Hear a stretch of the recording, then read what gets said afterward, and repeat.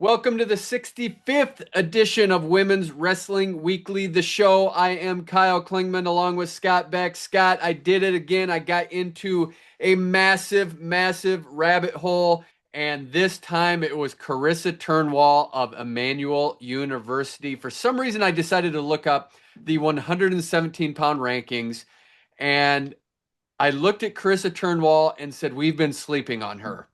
She is undefeated this year, has only had one match go the distance. That was against Riley Ray Ohm at the National Duels. I think what happens is you focus on the big programs like Iowa, North Central, McKendree, Grand Valley State, Presbyterian, and then you have one of these wrestlers who's really good on the, I don't want to say the fringe because she got fourth at Nationals last year. She got seventh as a freshman.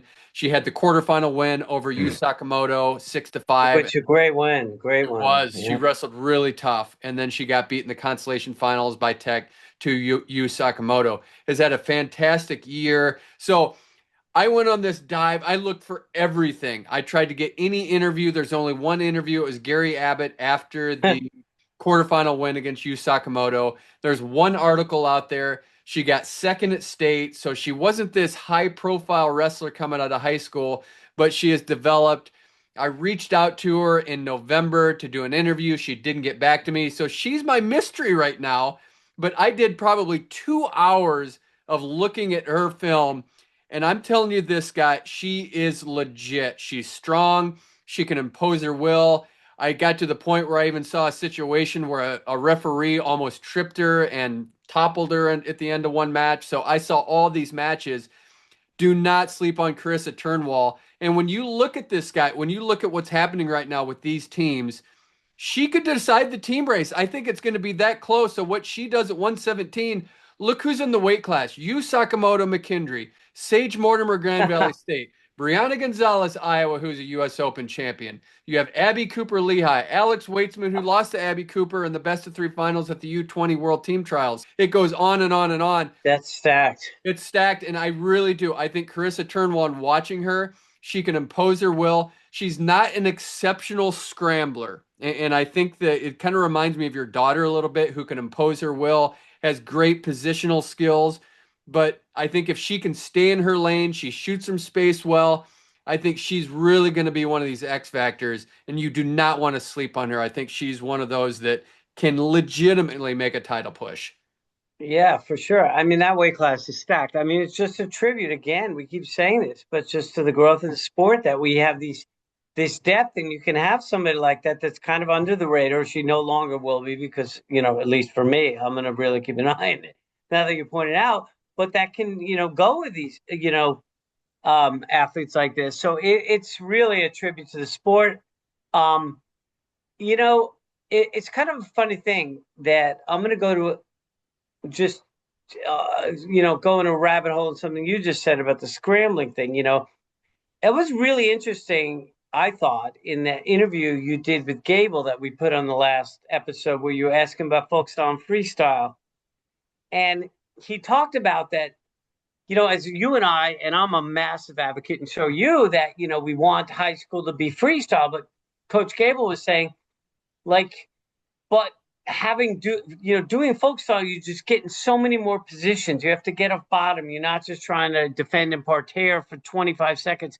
So you have to get out, which forces you into these positions, which gets you comfortable scrambling. And that's not that he needs me to say it's a great point, but it is a great point that, and that is a limitation. It's been a little bit of Mikhail's Achilles heel at times, just positions you've never either gotten into or you're not used to scrambling as much. And there are wrestlers in freestyle that scramble too much and are a little too loosey-goosey from the folk style. So they're just comfortable floating through their back, and which can be a mistake in many cases. But I do think being comfortable in positions is good. So it tempers my thought process about that. So I just wanted to, go off into that, and then back now closing the window, is that Matt, she may decide the team race actually, because there are points to be had there among those teams that are going to be fighting for the title. So it'll be very interesting.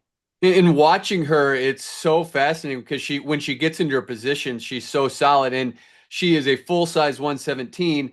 And so, as we've talked about with Sage Mortimer coming up, and she's probably this tweener as tweener gets, she could go 110. I don't know if she's going to drop back down. It seems like she's going to stay at 117.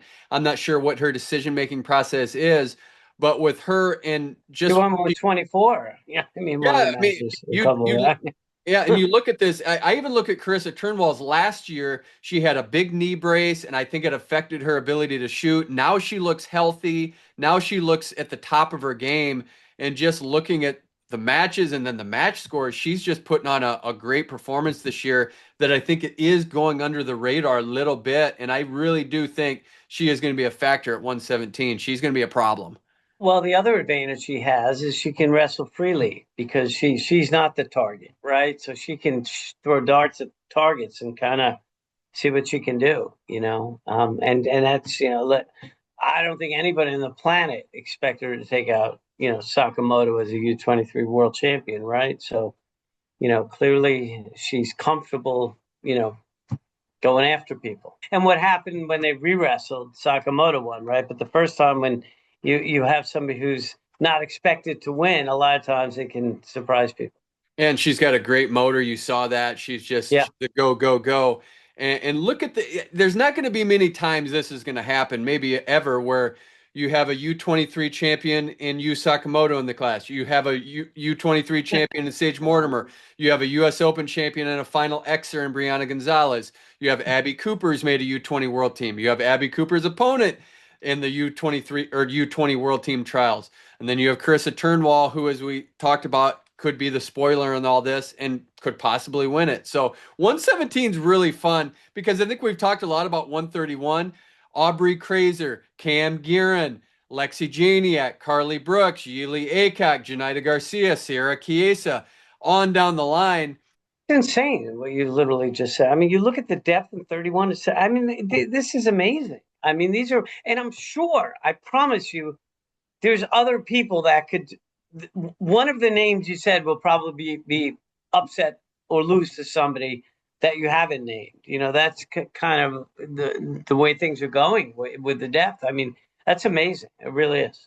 And then Xochitl Mota-Pettis, I didn't name because she's going down to 124. Presumably, she wrestled at 124, won a 17-11 match against Aspen Blasco, who's a returning fifth place finisher at Nationals. We know what Xochitl Mota-Pettis can do, but she wrestled up at 138 at the national duels. Now she's down to 124. It seemed like she was a natural 131 pounder. Now she's back down a little bit. We saw at the Olympic trials, world team trials at times go 57 kilos, which is 125 and a half. So maybe this is the right weight class.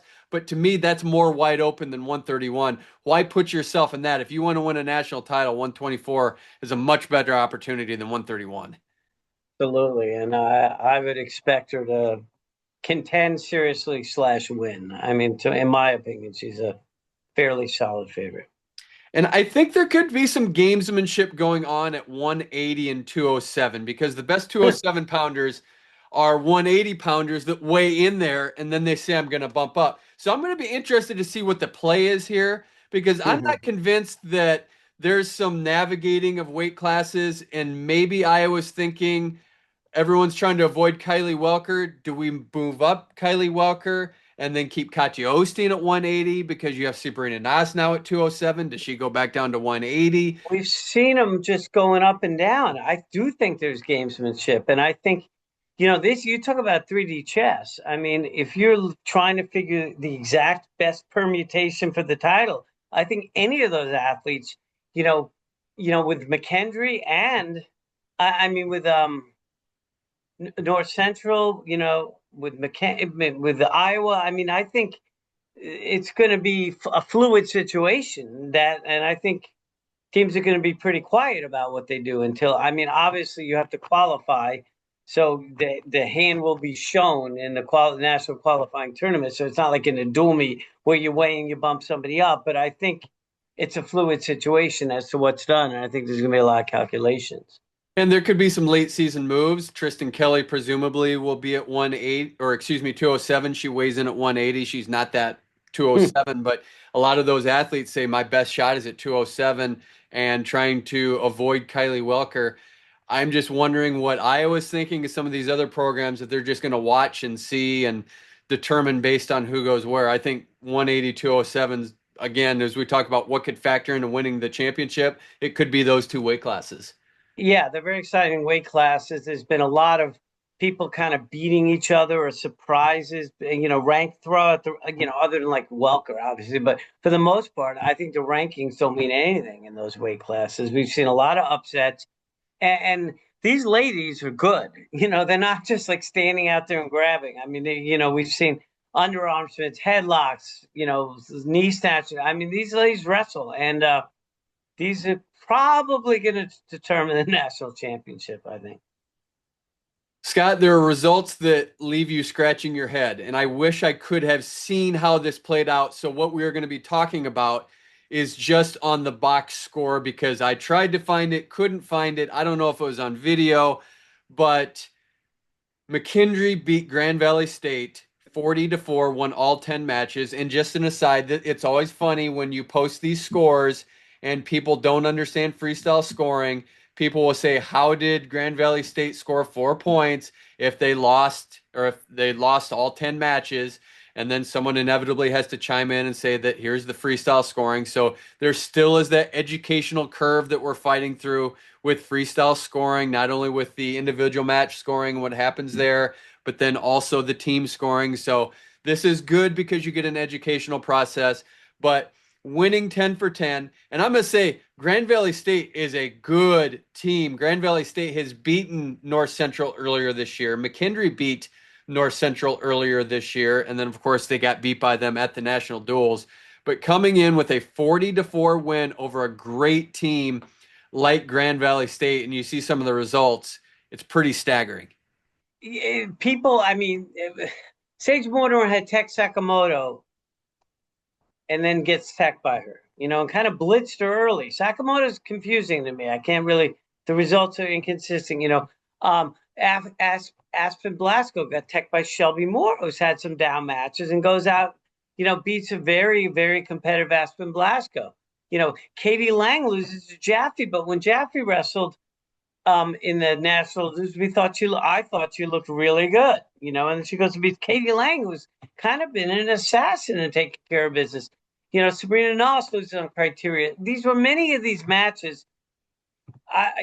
We could look at the results and say they didn't win one, but I'm telling you, some of these individual matchups, you wrestle them 10 times. It may be 5-5, 6-4, or 7-3, either way, so it's it's very confusing. And this is why, I've said this repeatedly. I guess this is why you wrestle the matches, right? You didn't just end the dual meet without wrestling it based on the prior results. So, yeah, I mean, Grand Valley State just had it's again, we didn't watch it, but it just seems like it all kind of went against them. And that just sometimes happens. It really does seem like it's a two-team race, and you don't want to count out North Central because of what they just did. But when you just do the math and you think through where's the firepower come from, you just look at what McKendree has with Cam Guerin getting back into form, and we saw that here. She's going for her fifth title. She's won four already. She's as game as gamers get. Like she's to me, she epitomized Absolutely. gamer. When you say when the lights shine bright, who's going to come up? It's Cam Guerin. She's probably number one on my list in college. She's unbelievable that way. Yeah, I mean, you see many times she's avenged when the big moments, with the Yang matches and the national. I mean, she takes care of business, and she is a gamer, and she has a lot of experience. But when you look at what McKendree has up and down the lineup, and they use Katie Valdez in this match against Grand Valley State. So I don't know what Alexio's thinking at this point. I don't know if he's thinking Kroll or Katie Valdez, but they have two great options there at 103. And like we said, four great 103 pounders are going to be left in the stands, and only three are going to compete for that Iowa, North Central, and McKendree. So four are going to be out. Who is it going to be? But Katie Valdez, as we've seen, she's tough. She's mentally solid. And if you throw her in there, I think she can do some damage. Yeah, I mean, she beats Hagen by fall. Again, we didn't see it, but that's a pretty solid win. It's really going to come. I mean, McKendree really is solid, and they're across the board. And it's going to come down to actually not necessarily head to heads. It's going to come down to like what you're saying, like where do these random darts get thrown at one of these, big names on these teams? Some of these people will get taken out, whether it's by an athlete from Emmanuel, from Grand Valley. You don't know, but they're that's what I think how this will end. Upsets, not necessarily against each other, and we'll see. Yeah, and especially in McKendree's case is something's going to happen. You're not going to go 10 for 10. Something will happen. How resilient can you be on that backside for any of these teams, North Central, Grand Valley State, McKendree, Iowa? How can you come through the backside? Because something will fall apart, something won't go exactly according to plan. And I think that's going to be even more important for McKendree. They sent 5 to the finals last year. There's no Yeah. reason they can't do it again this year, if not more. So another thing that we have talked about is the resiliency of both the athlete if you lose on the front and coming through the back, and how that's important to get used to it. Kind of, you take a loss, that it's going to matter at times. And then it's also really incumbent on the leadership of the coach and or the coaching staff to be able to pull an athlete that may have a loss they could be a number 1 seed, number 2 seed, take a loss to maybe in an early or middle round, and their dream is pretty shattered for that year and what their goals were, and to be able to pull them aside, and motivate them and explain and just pump them up. It's hard. It's hard for both people, but it matters, and again, who knows? Maybe it's somebody that needs this experience, being able to do that, and one day they're coming on the rep jobs for a world medal. You just never know. Scott, the one thing you need to circle, everyone needs to circle this. For Her duels on February 8th is absolute must watch. It's on Big Ten Plus. You have to get a subscription to watch this because you have an NAIA division, you have an NCAA division, you have Life and William Penn as your big time star programs in the NAIA. McKendree and Iowa will be in the NCAA side. They will wrestle. So the top team will wrestle the top team from the NAIA, top team from the NCAA. Please give us William Penn versus Life at full strength. We need to see this. We need to have the Nigerians in the lineup. Love to see if it happens one way or the other, Life or William Penn. Love to see a Reese Laramendi versus Esther Kolawale rematch that we saw at the All-Star Classic. Want to see that McKendree versus Iowa, which we know we're going to get. That is going to be some of the best wrestling we're going to see all season. And this is going to be, I don't want to say epic, but it will be epic. I think it's going to be a great event. And yeah, I want to see that full strength William Penn team with those Nigerians there. It was unfortunate that they didn't make it to the national duels. And at full strength, they're a very solid team, and we talked about that last time. Yeah, do I want to get a Big Ten Plus subscription? I'm going to. So we'll have to watch these duels. I pay for the Big Ten Network on my cable subscription. I'm old, so I still have actually cable TV. We get the Big Ten Network, but I will subscribe for the season, literally just to see this event. You have to. I think it's $15 a month. I think it's just going to be so worth it to see this because regardless of which team wins, whether it's Life or William Penn, whether it's McKendree or Iowa, you have one of those teams going for first, and then the ones that don't win are going to go for third, so there's going to be cross-divisional. So you're going to get McKendree versus Life or William Penn. You're going to get Iowa versus Life or William Penn. It's going to be awesome. I think it's great. I mean, you take this and you combine it with that not randomly, but that you had the champions of the NAIA and the NCAA wrestle in that other, the dual meet at Life in that great venue. So I think it's just so cool that we're having these opportunities to do this. That's not something you would see in men's wrestling. As our sport evolves, probably we won't at some point, but right now we are lucky enough to be able to have that because it's not that big yet, and the gaps are not like that, and it's competitive. So, or should be competitive. So it's an event to be looked forward to, and I also think, again, does everybody want to subscribe to this? You could do it for 1 month, $15, but I think it's important that the viewership is there so that these networks put these events on. Like we complain, we say we want to be on TV just as a sport. and especially on the women's side.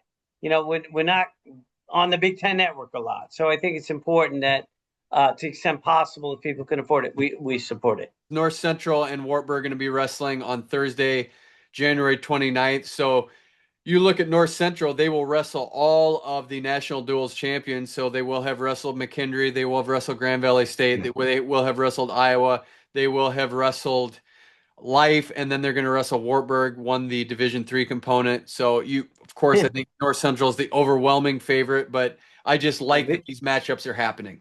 It's amazing, yeah, and it's just amazing. We didn't talk about this last show. It's a miss on our part, but Division III is splitting from Division II and Division I, going to be hosting its own NCAA Championships in the 2028 season.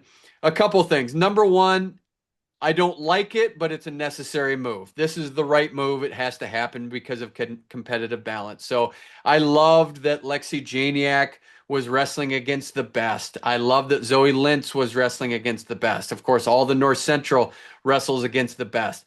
But this isn't about that. This is about competitive balance. And when you break it down, there's 77 Division III programs, 38 Division II, and then 7 Division Is. And Scott, you just go through this. Eastern, Elmhurst, Elmira, Eureka, Greensboro, Heidelberg, Hiram, Huntington, Illinois Wesleyan, they cannot compete against the University of Iowa in any capacity. And so this was deemed necessary. I think it's funny after the announcement was made that they're going to split, that people said, oh, it's funny the timing. They're splitting off after North Central beats Iowa in the national duels. That had absolutely zero to do with it. This has been in the works for months, if not a year. So that's just nonsense thinking right there. But this was inevitable. It has to be competitive balance. You don't see Alabama playing UW Oshkosh in football. This is the direction it has to go, and the market's going to determine, it has to regulate, and things are going to balance out eventually, and the best wrestlers are going to go Division I, Division II, presumably. The other thing is, are we going to create a situation with Division III where you become like Augsburg, Wartburg, just win every year? Is it going to be North Central's title every? Is it going to be that kind of situation where you have the behemoth team 2 or 3? Even though somebody, Wartburg and Augsburg didn't win the duels this year, but where you have maybe a third team, but where you just have such dominance at the top. I mean, I guess we have the Division I with men, with Penn State, and I guess it can happen, but we'll see how it plays out. And I don't know if it's a one-way train, like where nothing could be done if it doesn't work or could be tweaked or the numbers, but it's very hard for non-scholarship schools to compete with scholarship schools. It just is. And what brought this on is that when they went to 18 qualifiers, they just said, no, we can't do this. If they would have gone to 24, I don't think that D3 would have been as excited to split. But once they went to 18 qualifiers, like, we can't compete with these programs that have bigger resources than we do. So we've got to do this. And it's just what you do. I mean, every other sport does this. You have Division I, Division II, Division III for a reason. And so it's just a natural progression of what needs to happen in the sport. So do I like everything together? That's why I like the U.S. Open so much. That's why I like women's nationals so much, is because you have everything there. And then that's why you look back retroactively. The WCWA. I mean, that was like the best. You had junior college. I mean, everybody was there, so. Yeah. Didn't have as many teams, but now you're just saying now you're going to split this off and it's competitive balance. Yeah, I mean, it's ultimately the right thing to do. And if we are trying to lay the landscape for major women's wrestling, which is what is happening, then we have to do it the right way and make the balance fair, because it's not fair to have these Division III athletes at a disadvantage and nobody's qualified, other than the best of the best. Nobody's, they barely have qualifiers. You need to be able to have a reasonable carrot of qualifying for the national tournament and competing in it. I do want to mention that I think these D1 programs that aren't Iowa, of course, Iowa is going to get the spotlight and the shine, but credit goes to Presbyterian placed 5th at the national duels. Lindenwood got 6th, which was a surprise to me. Sacred Heart got 8th. I think these programs are coaching up. I think they're doing a great job. I think Frank Yatani at Lindenwood, Brian Vutinidis at Presbyterian, Paulina Biega at Sacred Heart. They don't have the resources, and sometimes these Division II have better resources than they do. I think they're doing a really good job, and I think they do a good job of developing and getting these girls building a bond. You see that with Paulina at Sacred Heart. Those girls love her. She does trips to New York City and really brings them together. I just think there's some great things happening with those programs that maybe get overlooked. But you look at those national duels results, and those D1 programs did a nice job.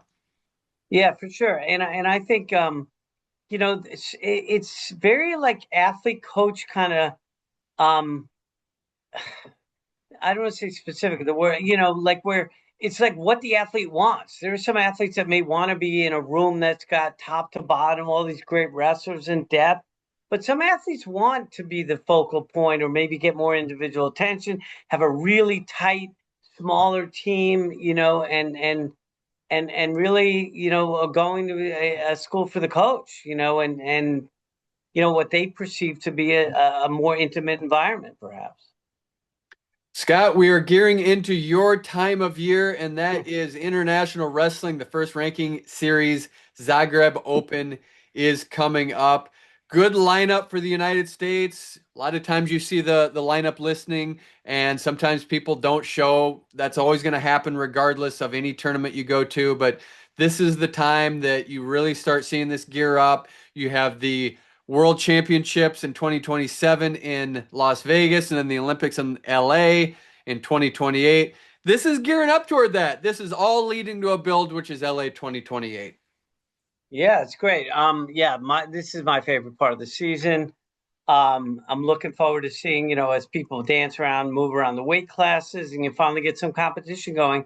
This tournament is really interesting too because it's what they do in many of these is they do a +2 allowance, and I believe the competition's in one day. So that makes it a little interesting. So you don't know how the way a lot of people maybe they can make the cut +2, but can't hold it for a second day. So you really don't know about the weights. I would say, 62, like for example, we have Kilty, Marilyn Garcia and Alara Boyd going, but you see Grace Bull in there who's been wrestling up at 65. So is she going 62 because ultimately she's going to drop and is just starting that descent, or because it's 62 +2 in one day? I'm pretty sure it's one day. You could check me on that. I think it is. You have Nanaka Zaki from Japan, back down at 62. He's wrestled 65 and then wrestled 68 in the Olympics because she didn't make the team at the other weights.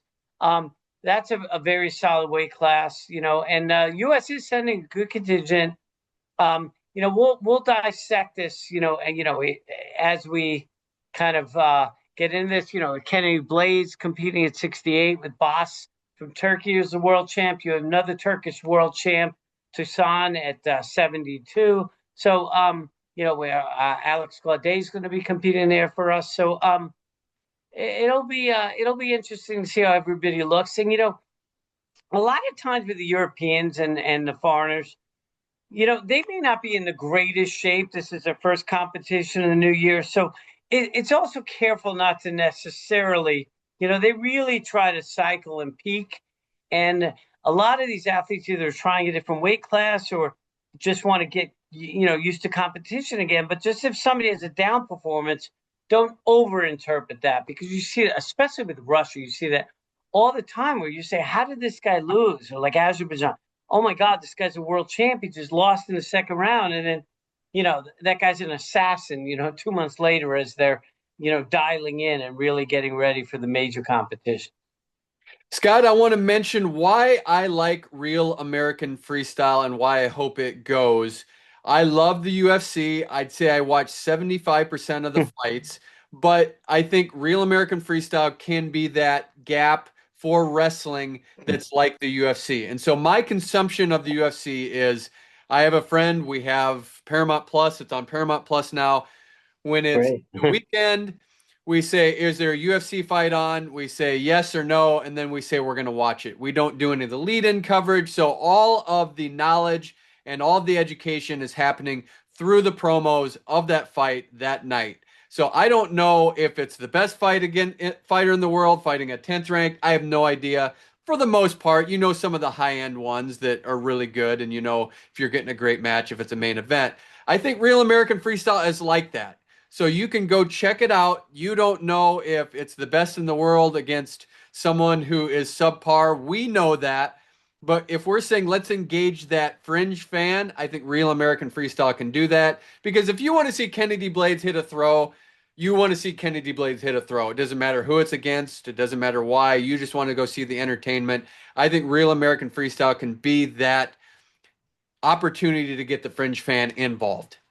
Yeah, I think Izzy Martinez is doing a great job with this, and he's a great person to do it because he, a lot of the people, that are competing, they'll take USC fighters, that former USC fighters, that wrestled, or jujitsu guys, but Izzy Martinez, his coach, Holly Holm, John Jones, so he's connected to that world, so he can get the names. They're doing a lot of events. Also, it's not like a twice a year, which I only hope that whatever the sponsorship, the funding, that it can keep going, because you'd love to see this keep going. It's giving the athletes and wrestlers. And number one, it's promoting the sport and creating awareness. And it is a crossover thing because the names are people that are familiar in many cases. Sometimes they're not because they're just wrestlers.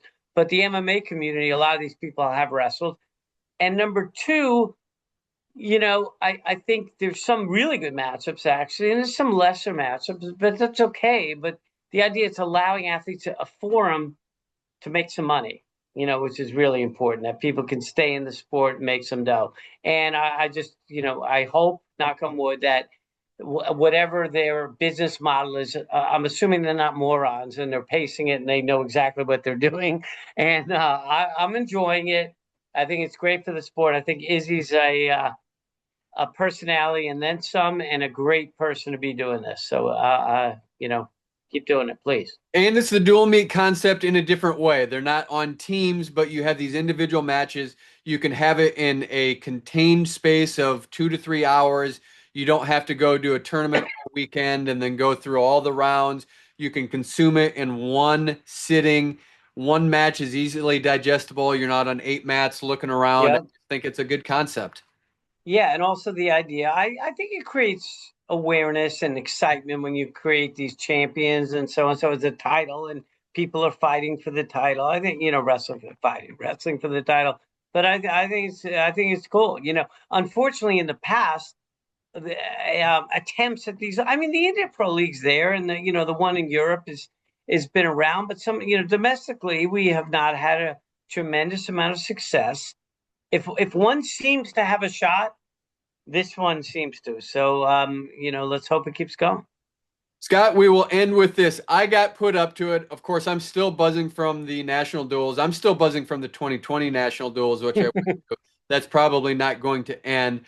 But I don't know if you know, after the tournament is over, the top 8 teams in every division get their picture taken. Andy Hamilton with Flo said, Kyle, you need to go photobomb one of the pictures. I said, I won't do it unless Mike Moyer checks off on it. He went to Mike Moyer, who's the executive director of the National Wrestling Coaches Association. He thought it was the funniest thing ever. He said, we got to do it. He was laughing so hard. So I photo bombed one of the team pictures. I will not tell you what it is, but just know it's a Where's Waldo moment. I'm in one of those team pictures. It's amazing, Kyle. You kind of come off as a geek, but you do some pretty cool stuff every so often. So we'll end it at that, and I'm looking forward to seeing which picture it is.